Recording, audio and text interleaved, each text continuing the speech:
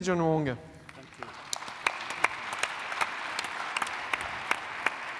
Claudine Spels, vous êtes présidente du CEPI, le Conseil européen des professionnels de l'immobilier, et vous avez des informations toutes fraîches en provenance de Bruxelles. Merci. Tout d'abord, je voudrais remercier Monsieur le Président d'avoir invité le CEPI à cette prestigieuse convention.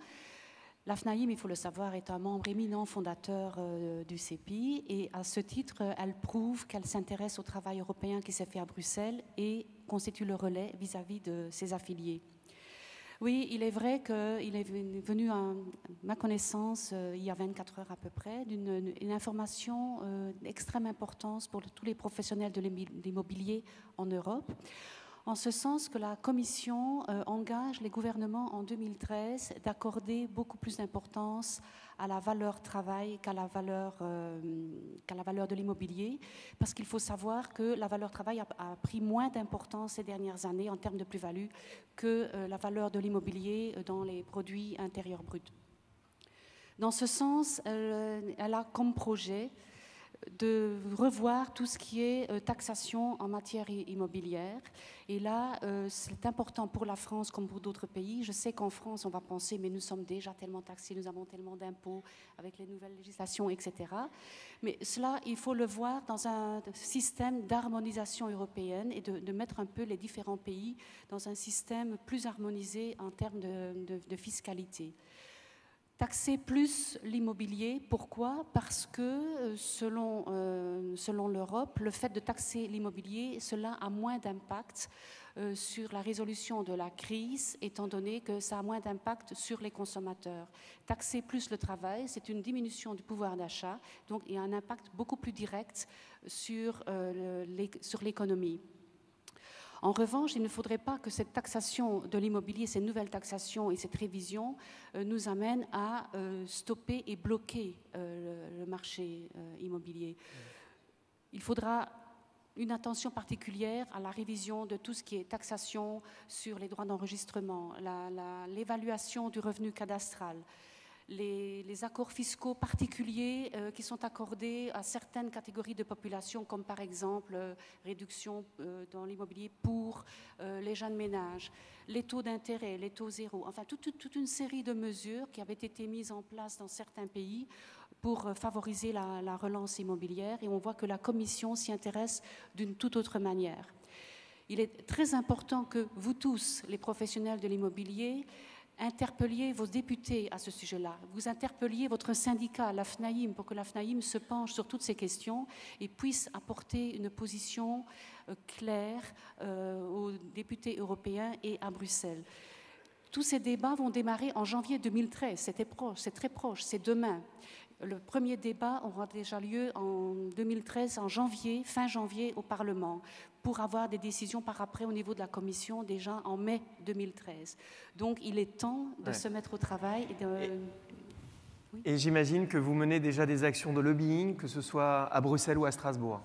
Voilà, nous menons des actions de lobbying à Bruxelles. Nous avons le projet en main. Nous allons déjà nous réunir très, très rapidement dans notre conseil pour voir les solutions qu'on peut apporter. Nous allons solliciter l'aide et l'éclairage de nos associations membres et nous espérons pouvoir compter aussi sur la FNAIM pour nous apporter un certain nombre d'éléments qui nous permettent d'agir en amont. Parce que agir après, c'est trop tard. Ce qui sera décidé à Bruxelles va devoir être implémenté dans les législations nationales. Et il sera trop tard à ce moment-là de revenir en arrière. Si nous, on ne s'occupe pas de l'Europe, l'Europe, elle, s'occupera de nous.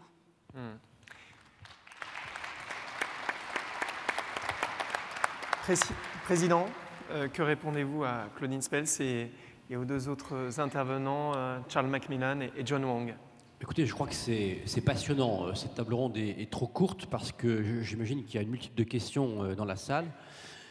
C'est vrai que merci à vous trois de nous avoir donné un peu d'éclairage sur ces sujets-là. On voit bien que l'Europe, aujourd'hui, a plus que jamais sa place. On a discuté un peu très rapidement de cette nouvelle mesure qui va tomber. Les travaux sont imminents.